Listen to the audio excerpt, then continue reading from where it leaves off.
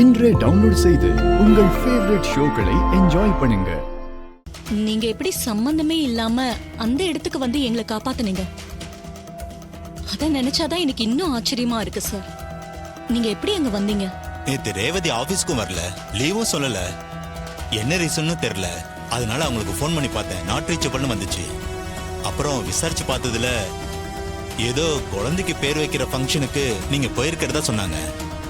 நீங்க போனதை பத்தி சின்னதா ஒரு குழு கிடைச்சது. அதை வச்சுதான் அவங்க 2 பேரையும் காப்பாற்ற முடிஞ்சது. சார், எனிவே எங்களை காப்பாத்தினதுக்கு ரொம்ப தேங்க்ஸ் சார். இதை நான் என்னைக்குமே மறக்க மாட்டேன். It's all right.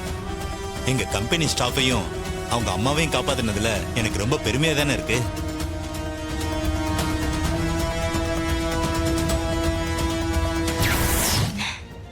அவர் இன்னைக்கு லைட் கிரீன் ஷர்ட் போட்டிருந்தாரு.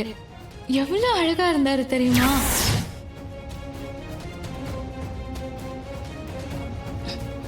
ஓகே சார், நான் நன்றி சொல்லதான் வந்தேன். நான் வரேன். Okay, thank you, welcome.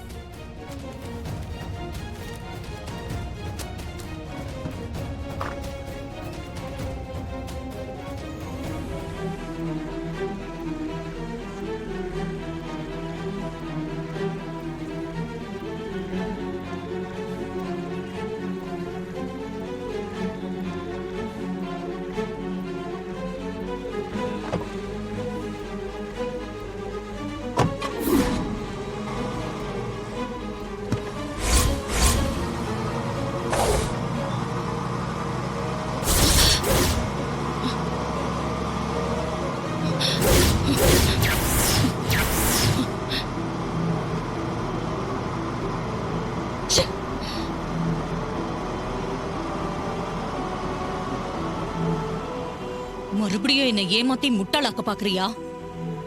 இப்பவும் ஆள் மாறாட்டம் பண்ணிதான் என்னை ஏமாத்தி இருக்கேன். நேத்து நான் ஹாஸ்பிட்டலுக்கு போயிட்டு வரதுக்குள்ள அவசரமா வந்துட்டு போனப்பவே நான் சந்தேகப்பட்டேன். நீயாதான் இருக்கணும்னு. நான் நினைச்சது இப்ப கன்ஃபார்ம் ஆயிடுச்சு. நீ வீட்டை விட்டு வெளியே போயிட்டு நிம்மதியாவே இருக்க முடியல. திரும்ப திரும்ப என் குடும்பத்தை தொல்லை பண்ணிக்கிட்டே தான் இருக்க. அதுக்கு என் குடும்பமும் உனக்கு துணையா இருக்கு. நீ நேத்து வீட்டுக்கு வந்தத வேற யாரோ வந்த மாதிரி ஆக்ட் பண்ணி சமாளிச்சிட்டல்ல. அவங்க சப்போர்ட்டால தானே இன்னும் என்னை ஏமாத்திக்கிட்டு இருக்க. ஆனா நான் இந்த தடவை ஏமாந்து போக மாட்டேன். கண்டிப்பா ஏமாற மாட்டேன்.